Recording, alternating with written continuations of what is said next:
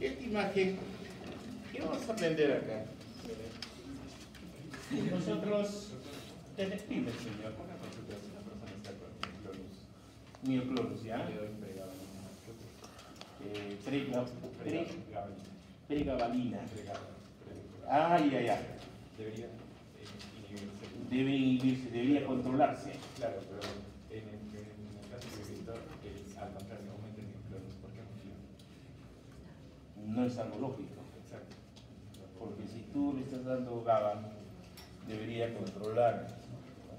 Por ejemplo, a un paciente epiléptico se le da inhibidores y antes lo que hacía peor era los drogaban, les daban benzodiazepinas para controlar las convulsiones, igualito convulsionaban, y lo que iban a hacer era un producto no funcional, porque lo aislaban de la sociedad. Entonces, lo lógico debería ser que controle el mioclonus. Algo raro. ¿Tú lo has visto experimentalmente eso o lo has visto en un paciente? Sí. Entonces, aparte de alguna otra patología, debe tener otra. Bien, vamos, miren.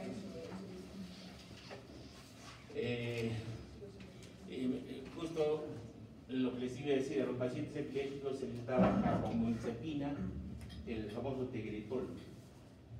¿Qué es el tegretol? Es un inhibidor de la excitabilidad.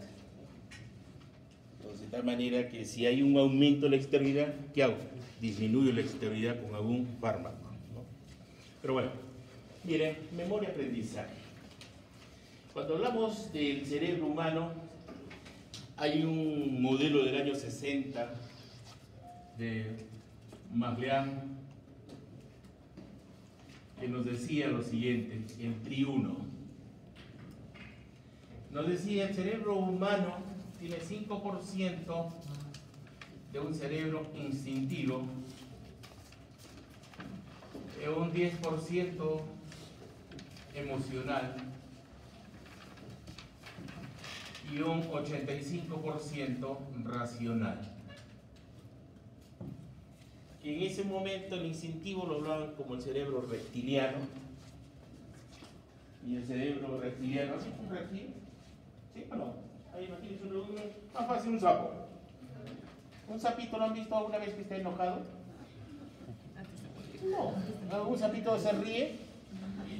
Menos. ¿O un sapito les miente? Nada. Tus perros, tienen perros, ¿no? Tienes un mascota, ¿no? Aparte de la trampa, es perro, ¿no? Ese sí miente, ¿ya? ¿Pero un perrito miente? No. El único animal que miente es el humano. ¿Ya? Y es algo fisiológico. Nadie va a decir que ustedes no mienten, mienten. ¿Ya? Porque es parte de la evolución.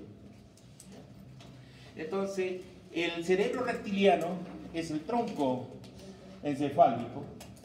Y en el tronco encefálico nosotros gobernamos la respiración, controlamos la función cardiovascular, controlamos la temperatura, el hambre, el sexo, porque la idea del reptil, ¿cuál es? Reproducirse. ¿Ya? Entonces, todas las funciones básicas de lo que es lucha, huida y reproducción, ¿dónde están? En el sistema reptiliano. Y nosotros tenemos el sistema reptiliano. Cuando se daña nuestra corteza cerebral, entramos en coma. ¿Y en coma qué quiere decir? Que estamos tan solo con el sistema nervioso vegetativo. Sistema vegetativo quiere decir que respiro o no respiro. Sí, respiro. ¿Mi función cardiovascular se mantiene? Sí.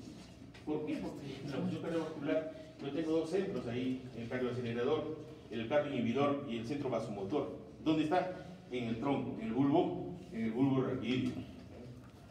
De tal manera, igual también, ¿se acuerdan de la respiración? El centro respiratorio, en su momento, cuando estudiaba el centro respiratorio vulvar, dorsal, ventral, ¿se acuerdan?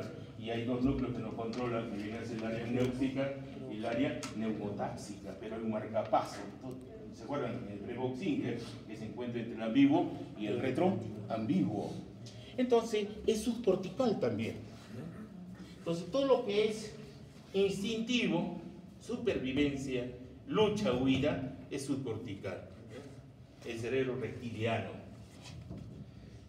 Evolutivamente después viene el cerebro emocional, el animal. ahí está lo que nos permite a nosotros establecer las emociones, ¿no? El odio, el amor, la toma de decisiones. Ahí tenemos, por ejemplo, el miedo, el dolor, el placer, todo lo que es emoción, sentimientos. ¿Bien? Pero el humano no se quedaba ahí. Tenemos el racional, y ya es el humano. Entonces, toda esta suma es la representación del cerebro humano en esos porcentajes. Y es válido en la actualidad. Lo que no es válido es que antes se manifestaba el cerebro como cajas. Y había una ciencia que estudiaba la frenología, por cajas era. Pero no es así. Lo que existe ahora son circuitos. Esto representa un circuito neuronal. Y así funciona nuestro cerebro. Es como una orquesta.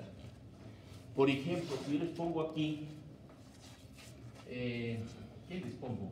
A ver, ¿qué se me ocurre? Repetir los ejemplos me aburre. Ya. ¿Qué es eso? Recoba, ¿tú qué estás cerca? La fórmula de Einstein. De la fórmula de Einstein, ya está. ¿Qué significa la fórmula de Einstein? Es la teoría de la relatividad. ¿Bien? ¿Qué dice? E, energía. M, masa. C, velocidad. ¿Ya? Velocidad al cuadrado.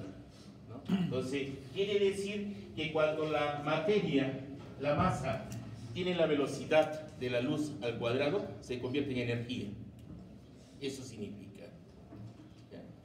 Entonces, para que Recoba diga eso, ha tenido que activar todos estos circuitos.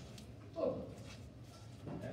Pero, ¿qué circuito, en qué parte, qué hemisferio ha activado más? ¿El derecho o el izquierdo? Va a depender mucho cuál es su lateralización. ¿Hacia dónde se te mueve la imagen, señor? No veas que esté con ropa o sin ropa, no te interesa ahora. Lo único que interesa es que tiene movimiento hacia la derecha, hacia la izquierda. Izquierda. Hacia la izquierda se le mueve a él. A ver, ve, observa bien. ¿Sí? Sí, Hay una ley de la inervación recíproca de Sherrington. ¿Hacia dónde se mueve? Puede ser hacia la izquierda, me has dicho, ¿no es cierto? Sí. ¿Ya? Si es a la izquierda, ¿dónde tiene más su dominio él? El derecho. ¿A ti dónde se te mueve más? Tú, señorita. Tú, a la izquierda. Entonces, el hemisferio es derecho. A ver, tú. Derecho. El izquierdo. Tú, a ver eso. Derecho. Izquierdo. Tú, señorita. Entonces, hay un común denominador. El 90%, su hemisferio, entre comillas, dominante, viene a ser el izquierdo. ¿Por qué razón el izquierdo? Porque ahí se encuentran las áreas de Broca y de Wernicke. ¿Qué nos dice Broca y Wernicke? Broca es el habla articulado, ¿ya? El motor. Wernicke, el área de la interpretación del lenguaje. El cerebro está capacitado para interpretar fonemas y grafemas. ¿Qué es un fonema? Es la interpretación de un sonido. ¿Ya? Imagínense que les pongo acá S, es una letra. Le coloco acá su, puede ser una sílaba, pero si yo le voy aumentando N, Zoom, ya es Zoom de medicina, ¿no? Donde plagio más, ¿no? Ne, Zune, ya algo me está diciendo, no sé qué será Zune, en mi vocabulario no dice nada, pero muy probable que a un vocabulario, por ejemplo, árabe, le diga algo. Le pongo D, ya da, listo, es un héroe, ya, caramba. Es el que está cerrando las universidades, ¿no? Y ya le doy una interpretación, digo, SUNEDU es la Superintendencia Nacional de Educación Superior Universitaria. Entonces ya le estoy dándoles un significado. ¿Y en dónde está ese significado? ¿En qué parte del cerebro? Entonces nosotros tenemos áreas que nos permite interpretar lo escrito.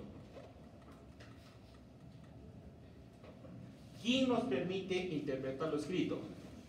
Acá está el área de Jeriné, 39.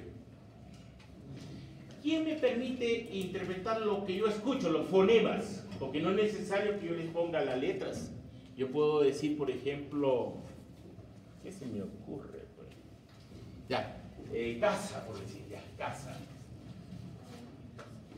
Entonces ustedes no saben cuándo su cerebro ha almacenado casa. Cuando yo traía la silla, ¿para qué es una silla? Para quedar sentado muy bien, pero puede servir para otras cosas también. Pero ¿y cuándo aprendiste eso? ¿Ya? No sabe. ¿Ustedes se acuerdan cuando fueron neonatos 1 año, 2 años, 3 años? ¿Se acuerdan o no? No se acuerdan, pero pueden acordarse después de los 3 años. Pero sí es que el episodio le añaden lo emocional. Imagínense que eran niñitos, parvulitos de 3 años, y vino un perro y les mordió el brazo. ¿Se van a olvidar alguna vez que ese perro genial, malo, les mordió o no? Nunca se va a olvidar. O, por ejemplo, les digo, el primer beso, ya se acordaron. ¿No? ¿En qué sitio ha sido? Ya se acordaron, fue en el baño probable. Y fue agresivo. Tantas cosas, pero lo más importante, ¿saben qué es? Por ejemplo, cuando uno tiene dislexia, y de acá hay varios disléxicos, ¿sabes? Si mi clase tiene 50 alumnos ahora, 49 y medio hay, ¿no? Por Cyber. Aquí seguro que hay 2 disléxicos. Entonces, en algún año un alumno me presentó un certificado que era disléxico, de medicina, y tenía la autorización del vicerrector académico para que le tome el examen, no escrito, sino oral. Porque lo jalé en la primera fase, lo jalé en la segunda fase, y ya vino el papá con la policía. Y había en el reglamento de la universidad un artículo en el estatuto para que se les evalúe en forma oral. Nadie va a decir yo soy disléxico, tengo discalculia, tengo disgrafia, no puedo escribir. Nadie va a decir. Pero sí yo les digo que es muy frecuente. Bill Gates, ¿conoce a Bill Gates? ¿No? Un jugador del Melgar que no. Steve Jobs, el de Apple, era disléxico. ¿Quién más era? Einstein, el prototipo más clarísimo, era disléxico. ¿Quién más? Pical, mucha gente ha sido disléxica. Y acá hay disléxicos también, sino que no hablan. Más fácil para los disléxicos que es escribir o hablar. Hablar. Porque la escritura es disgrafia. Y cuando dan examen escrito, no lo pueden dar. Pero el oral sí lo pueden hacer. ¿Me puedo entender? Y aquí está el problema. Por ejemplo, hay un área de la escritura. ¿Cómo se llama? Externa. Hay una área del lenguaje corporal. ¿Cuál es la mejor transmisión del conocimiento?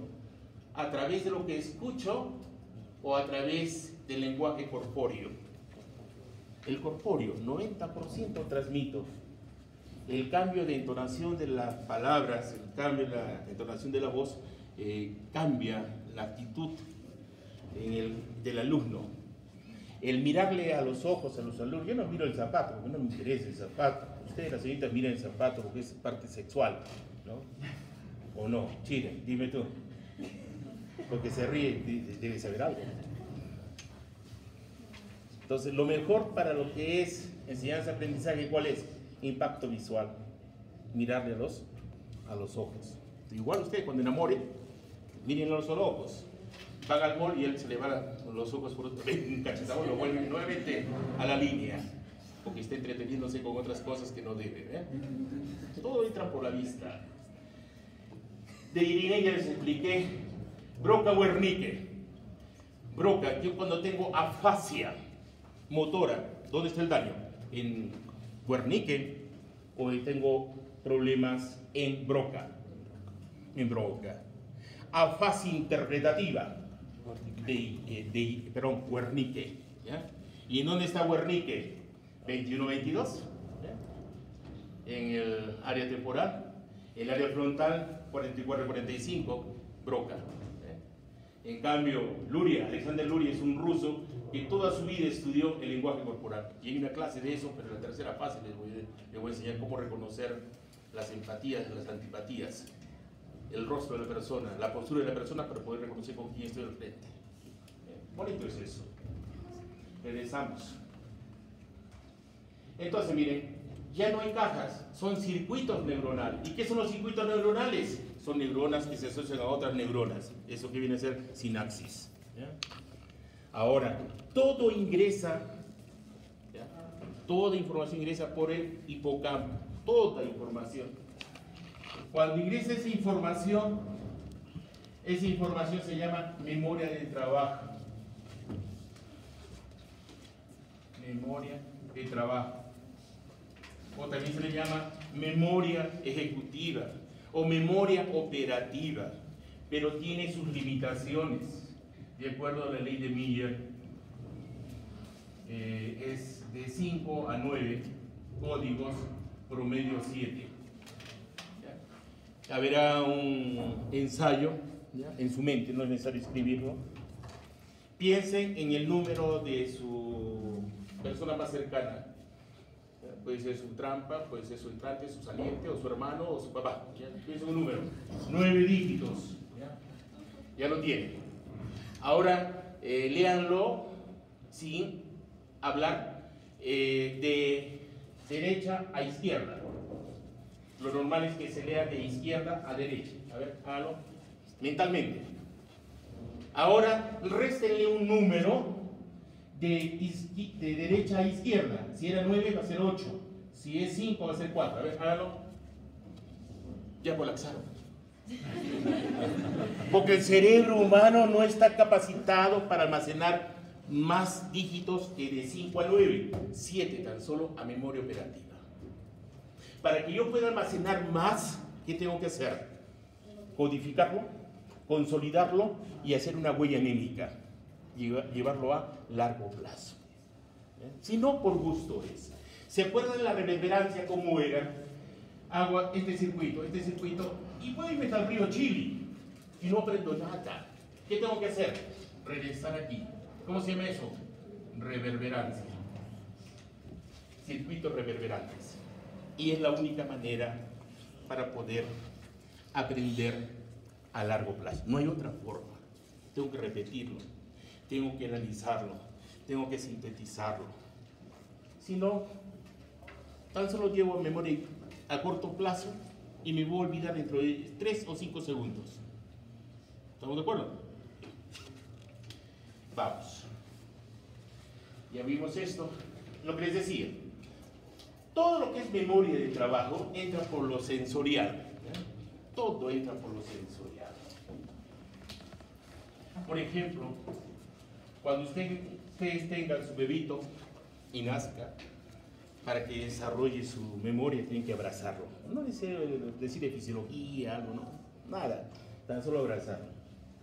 Ese tacto que ustedes tienen, esa comunicación que hace el bebito, comienza a establecer mayor número de sinapsis. Recuerden que el peso del cerebro, tenemos 10 a la 11 neuronas. Eso pesa 600 gramos. Pero al año de vida, ¿cuánto pesa? Se duplica a 1000 gramos. Se duplica.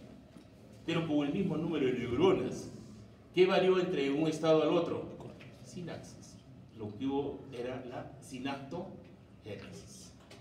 Entonces, ¿cómo nosotros aprendemos? A través de la memoria icónica. Icónica, que viene a ser ícono y ecoico. A ver, ¿alguna vez han oído hablar o no? Icónico viene a ser imágenes. Es lo visual, ¿ya? Lo visual. Yo puedo reconocer un objeto pequeñito así y un objeto grande. El cerebro humano me dice. Puedo reconocer, por ejemplo, los estratos de los alumnos, ¿sí? ¿Quién está al final, quién está adelante? Alexandra está al final, por ejemplo, mi ex delegada, y acá Recoba está cercano a mí. Eso se llama profundidad, eso se llama 3D, ¿ya? 3D, puedo ver profundidad, puedo ver movimiento. Un alumno estira su pierna, el otro está agarrándose el escroto derecho, y ya veo todo, ¿no? Porque eso es imágenes, ¿ya? Imágenes. Pero también ecoico, escucho. Y a veces digo, alguien está hablando, esa voz es androgénica con estrógenos, digo, para molestarlo, ¿no? Porque hay hombres que tienen también su voz tipo agudo, tipo pitillo, ¿no? Porque el hombre tiene que tener voz grave. Si es una mezcla, ya hay que dudar ahí, ¿ya? Todo depende de pulsos androgénicos en vida embrionaria. ¿Se acuerdan el SRY? ¿No se acuerdan del SRY? ¿Qué es el SRY? La diferenciación. El gen que determina el sexo que se encuentra en el cromosoma Y. ¿Se acuerdan? Eso ya lo saben. Y permite establecer el desarrollo de Müller o el de Wall.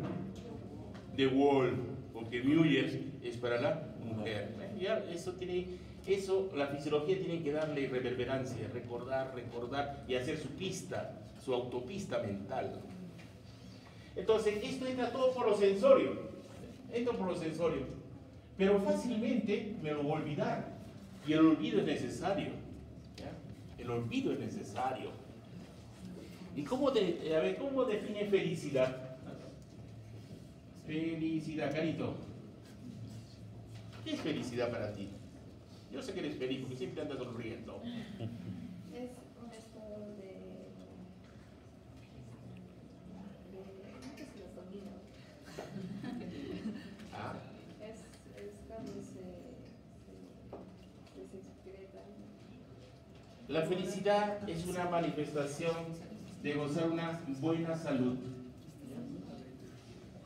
y no recordar lo malo. Porque tú eres infeliz si recuerdas lo malo que te ha pasado. ¿No? ¿Es mejor olvidar o no? Lógico, es mejor olvidar. ¿Qué pasa a la señorita que se va limpiando los dientes y se recuerda de que tuvo conflicto con la hermana, con la delegada de clase, con el profesor? ¿Es feliz o es infeliz? Infeliz.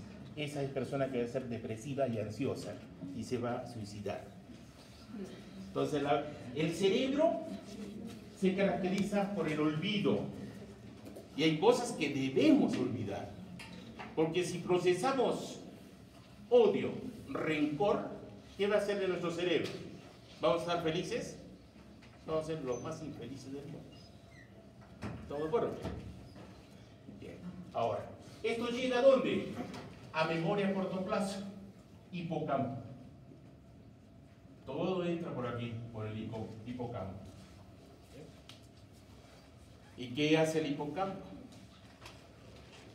Se codifica, se consolida, pero lo lleva ¿a dónde? Hacia un nivel superior. ¿A dónde lo puede llevar? Lo puede llevar al tálamo, lo puede llevar al sistema límbico, a la amígdala, al núcleo sectal, al núcleo mamilar, al, ¿qué les digo? A acúmbens, a todo nivel bajo. Pero lo puede llevar a un nivel superior, a la corteza cerebral. Lo puede llevar al cerebelo. Y si es motriz, imagínense que han aprendido a manejar motocicleta a los 18 años que tienen ustedes, 19 años, es memoria procedimental. Entonces uno puede perder la memoria, pero uno nunca olvida lo procedimental. Es como un paciente de Alzheimer. Le digo acá, imagínense que esto sea un tenedor, ¿ya? Le digo a mi abuelo, tiene Alzheimer. Abuelo, ¿qué es eso? Le va a decir, no sé. Te doy alternativas, abuelo. Es tenedora. Le digo, este cuchillo es un preservativo, es una bomba. ¿Qué es? El abuelo va a decir, no sé, pero sí lo utiliza para comer. ¿Me dejo entender o no me dejo entender? ¿Eso no sería memoria muscular? No. Eso se llama memoria procedimental. Que donde se encuentra almacenado el procedimiento, el núcleo estriado, ¿no? O cuerpo estriado, ganglios basales, cerebelo. ¿Bien? ¿Y el daño dónde se encuentra en Alzheimer? Hipocampo, corteza, en bucles fonológicos o agenda videoespacial. Bueno, ya codifiqué, ya consolidé. ¿Consolidar qué significa? Establecer síntesis de proteínas. ¿Ya? Síntesis proteica. Es esto, miren, es esto. Esto es una síntesis de proteínas. Acá tengo una interacción de una neurona con otra neurona, son dos espinas detríticas. Aquí no hay nada todavía, pero si yo consolido, ¿qué pasó con esta? ¿Hubo cambio anatómico o no hubo cambio anatómico acá, estructural? Esto es la huella, son las espinas dendríticas. ¿Qué es una espina dendrítica? Una huella anémica. Es una huella de almacenamiento de información. Entonces, regreso aquí. Miren. Cuando yo lo llevo a largo plazo y si lo evoco cada vez, lo voy a poder evocar ese recuerdo, ese almacenamiento. Pero si no lo utilizo, llego al olvido. Y el cerebro olvida. Es lo mismo, por ejemplo, es como el sistema Word. ¿Ya? Imagínense que están haciendo su monografía, ha ido a Rincón del Vago, y no quiere que les descubra con el Turnitin. Entonces agarran el día jueves, modifican el texto, ¿no? El día viernes modifica, el día sábado modifica. Ahora, ¿ustedes van a recordar lo que modificaron el día martes o miércoles? Ya no van a recordar, porque lo que van a recordar tan solo va a ser lo que han modificado el día anterior. Entonces, una de las características de la memoria, mire, a largo plazo es esto: es flexible, es inestable y es fácil de olvidar. Eso es lo semántico, esa es la fisiología. Así como tienen ustedes un circuito neurológico para fisiología, también tienen para anatomía, tienen para otras ciencias. Lo importante sería asociar a las ciencias. ¿Cómo pueden ser buenos estudiantes? Ya saben ustedes que ¿qué nos da? La lógica, nos da el lenguaje, nos da las matemáticas, nos da la secuenciación, pero en cambio el otro ¿qué nos da? Las emociones, reconocimiento del rostro, lo visoespacial, lo intuitivo. Pero ¿qué pasa si ustedes a la lógica, acá está el cuerpo calloso, ustedes a lo que han aprendido, lo semántico, ¿ya?, le asocian emoción? ¿Aprende o no aprende? Sí, ¿ya?, sí, y no se van a olvidar. Entonces es importante que cuando estudien no se sienten, se duerman. Y si estudian en la cama, el peor enemigo del estudiante ¿cuál es? El calor de la cama, así estén solos. Y peor, si hay alguien dentro de la cama, peor, eso debe completo. En 2 días. Entonces lo importante es colocarle emoción. La emoción, ¿qué significa memoria emocional? Es fácil de almacenar y difícil de olvidar. En cambio, lo semántico es difícil de almacenar, pero fácil de olvidar. Ahora vamos a los núcleos del sistema límbico. Uno de estos núcleos es ese, tenemos el complejo amigdalino o amígdala, que lo conocen ustedes, pero son varios núcleos, no es uno. Ahí tiene que ver la autopreservación, ahí está el amor y el odio. No hay que es un ladito, es el mismo sitio. ¿Ya? Entonces, de tal manera que es fácil odiar y también es fácil amar. Y el conflicto está en las mujeres, odio o amo, está nublado, odio. Y como se altera su gonadotrofina, FSH, LH, ahora soy antipática, pues sale con su coraza. Es cierto, es parte de la conducta humana. Lucha, huida, ahí está. Acción y reacción, la reacción está acá, porque es autopreservarse. El dolor también está acá, y lo peor es el dolor emocional, no hay cura. Hay un dolor que duele en cáncer, cáncer terminal, ni el opio soluciona el problema.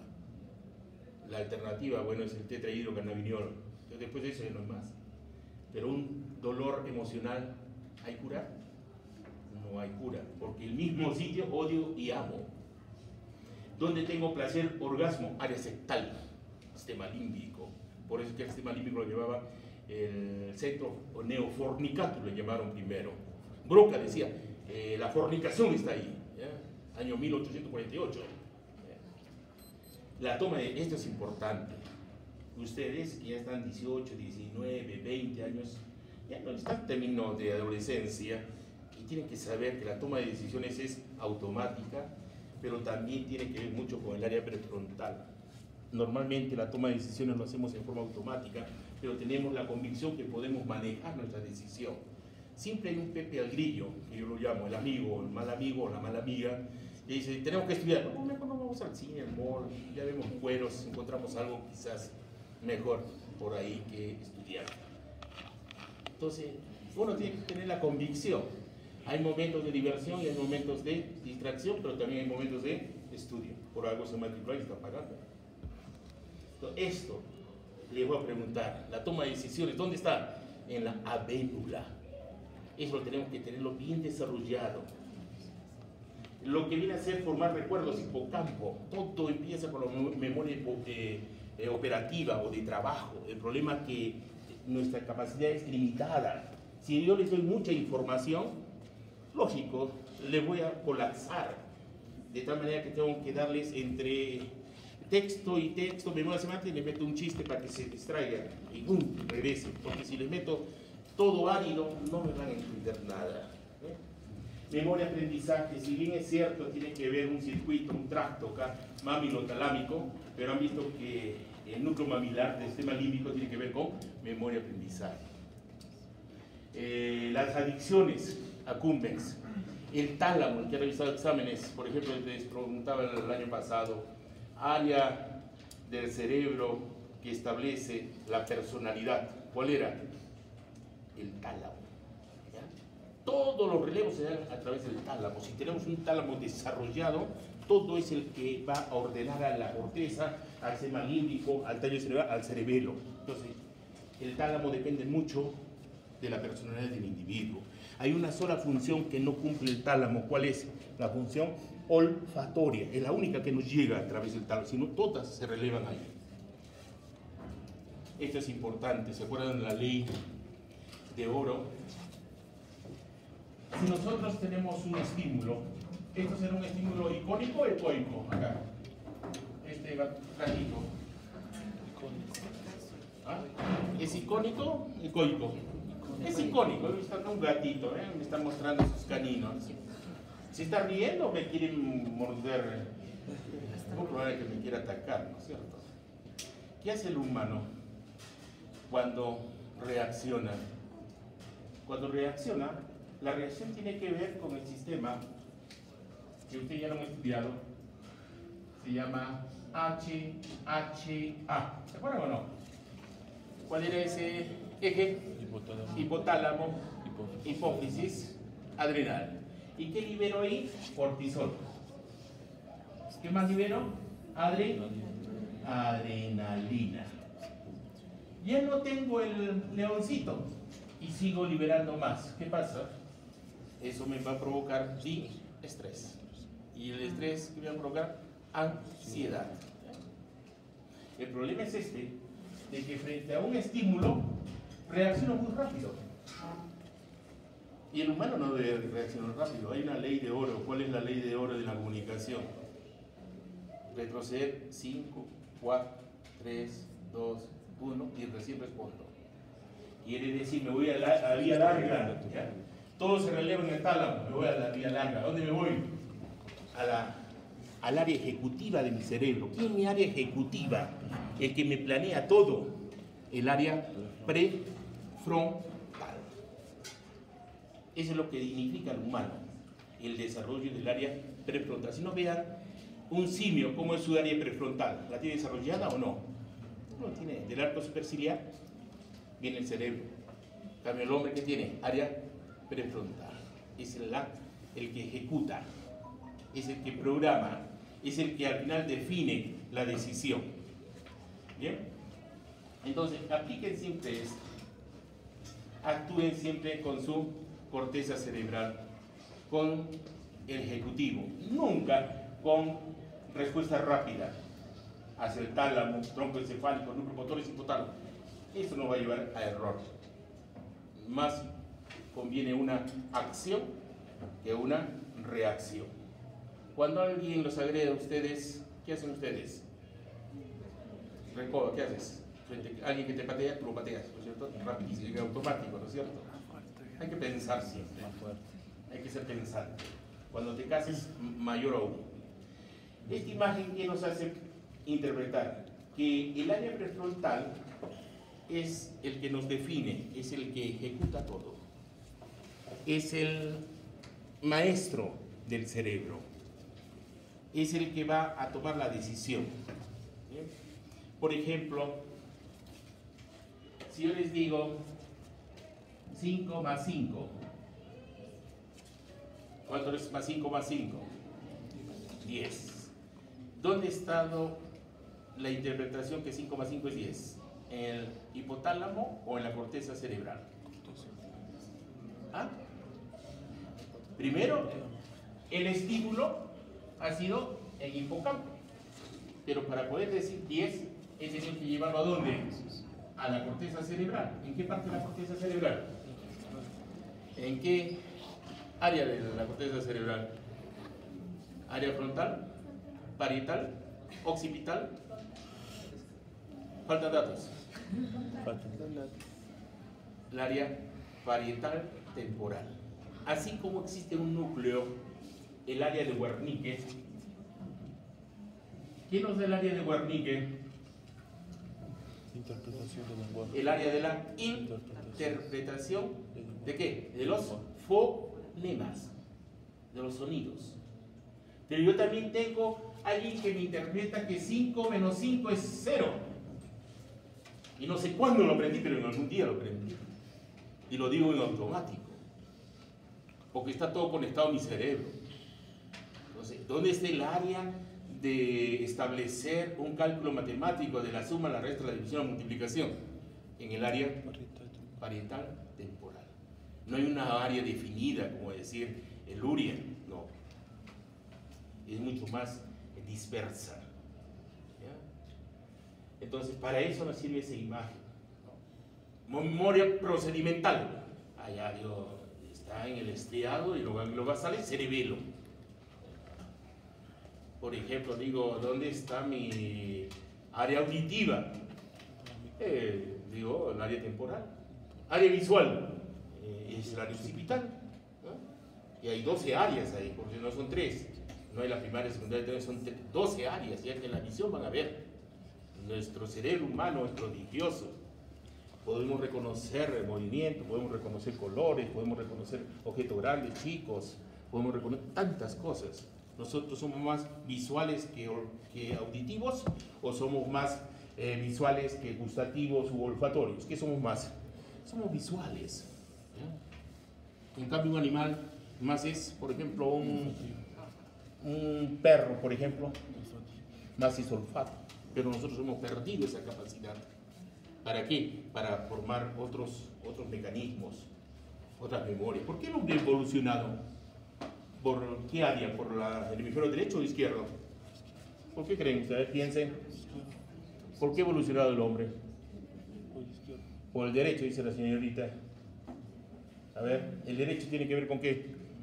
Con lo imaginativo, lo que quiere ser uno, lo visoespacial, el reconocimiento de rostros, el artístico, el vivir mejor. Es cierto, más hemos evolucionado por el derecho, pero hemos necesitado el izquierdo. ¿Para qué? Para el habla, el lenguaje, cálculo matemático.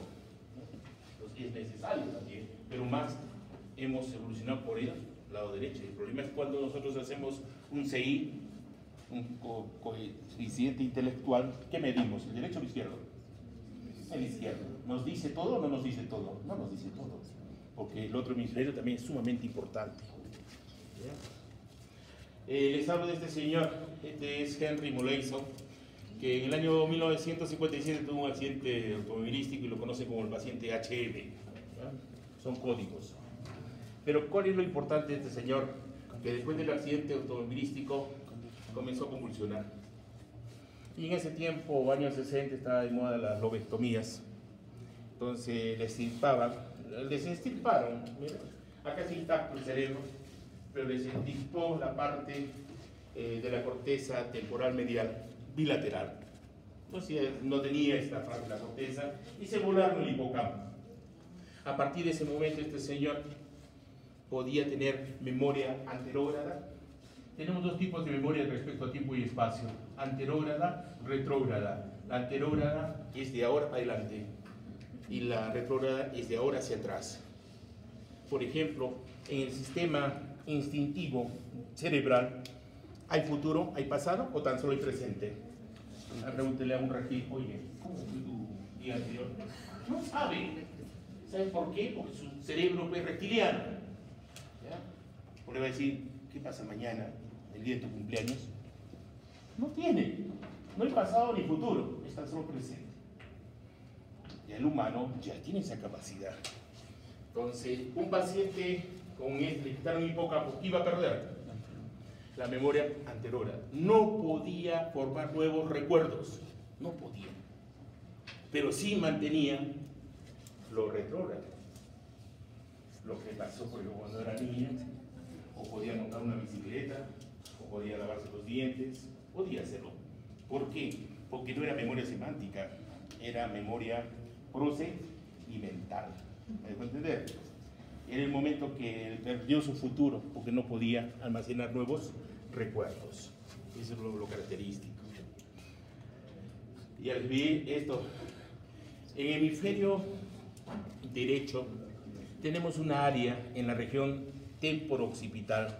Esa área se llama el giro fusiforme. Esa área del giro fusiforme nos permite establecer el reconocimiento de los rostros.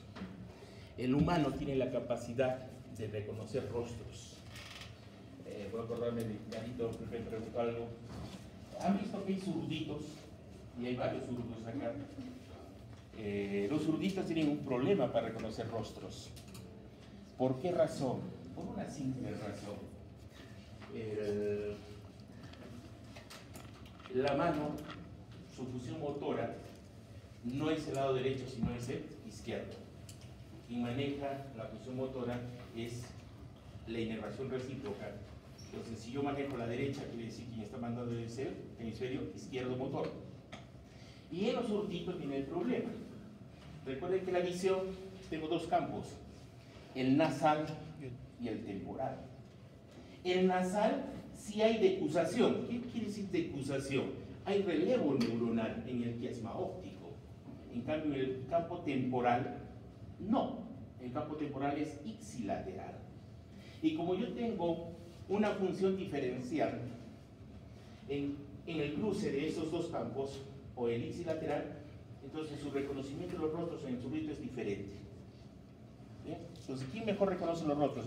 ¿El zurdito o el diestro? El diestro. Eso se llama por especialización. Bueno, hay este librito que se recomienda, ¿se acuerdan? Oliver Satt, el psiquiatra, el hombre que confundió a su mujer con un sombrero. Imagínate, recuerda que tú confundas a tu mujer con un preservativo.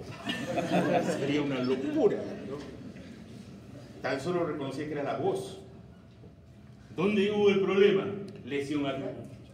¿Y qué significa lesión? Ablación. ¿Se acuerdan de la ley de Monroe? ¿Se acuerdan o no? La circulación cerebral. ¿Se acuerdan o no? Hemos hablado de la ley de Monroe-Killy. ¿Se acuerdan? Parénquima neuronal, líquido cefalorraquídeo, sangre. ¿Se acuerdan? Tienen que revisarlo eso.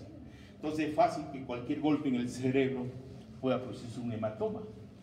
Y ese hematoma puede ser epidural, subdural, y puede haber necrosis de un área. Imagínense que la necrosis sea acá, que haya una isquemia o haya un problema de percusión, entonces ya no reconozco rostros.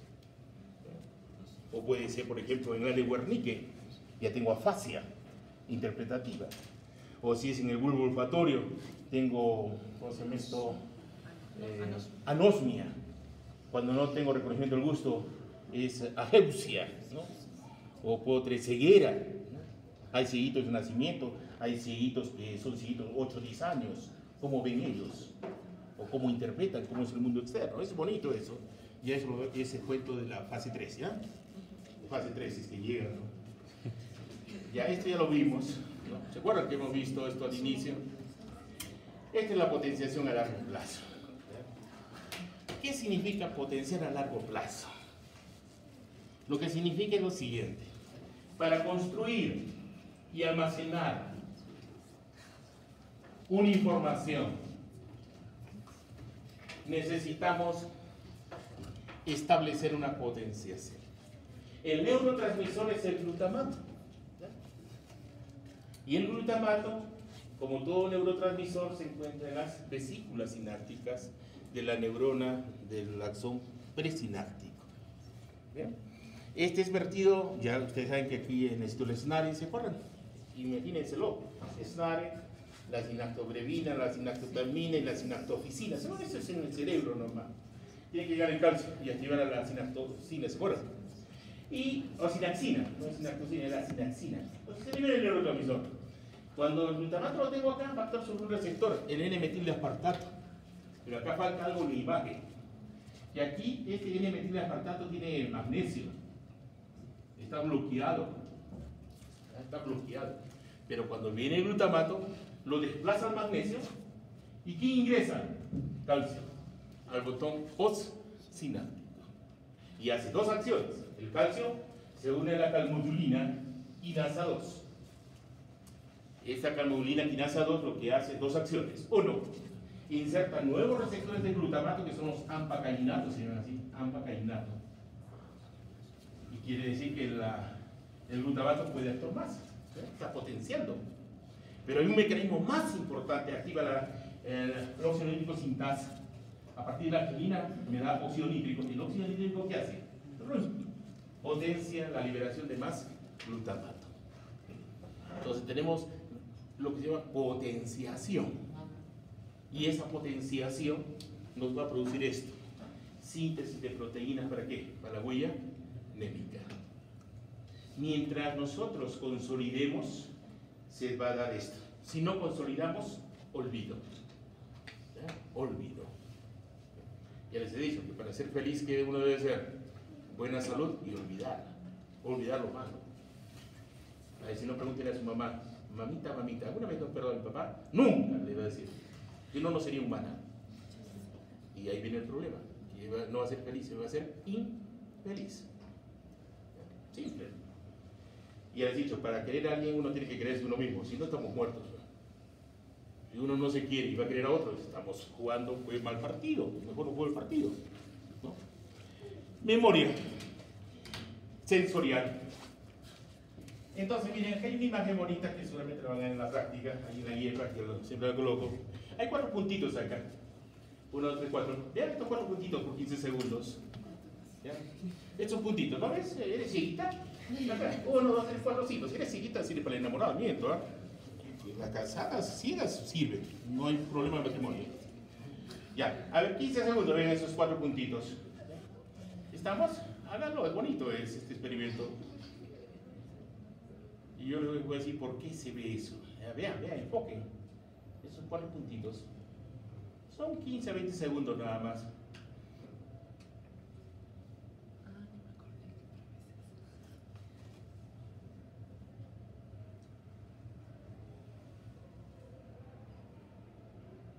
Bien, ahora vean el techo. ¿Qué ven en el techo? ¿Qué ven? ¿Ven una imagen? Una cara con ¿Esa imagen lo ven Humala o Jesucristo? Jesucristo. A Jesucristo. ¿Está llorando o no está llorando? Ah, no he visto. No, que si no miras tú que está llorando, eres pecador. Si te cae una lágrima es que eres bien católico. Lo que están viendo ustedes es el contraste de los puntos. Aquí no nos dice nada, pero cuando nuestro cerebro interpreta lo que está ahí, establece la imagen de Cristo. Háganlo, bien bonito, pueden hacerlo con los ojos cerrados. Cierra los párpados y aparece la imagen de Cristo llorando con el ojo derecho. Qué bonito. Pero hágalo en su casa, hágalo con la trampa.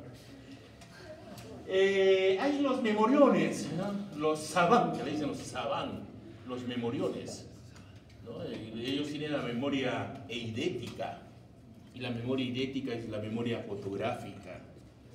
Uno agarra, mira y dice, tantas personas hay acá, ¿no? Yo no tengo la capacidad de eso, pero había un profesor que sí tenía la capacidad de decir, entraba, y decía, ya, hay 41 y medio.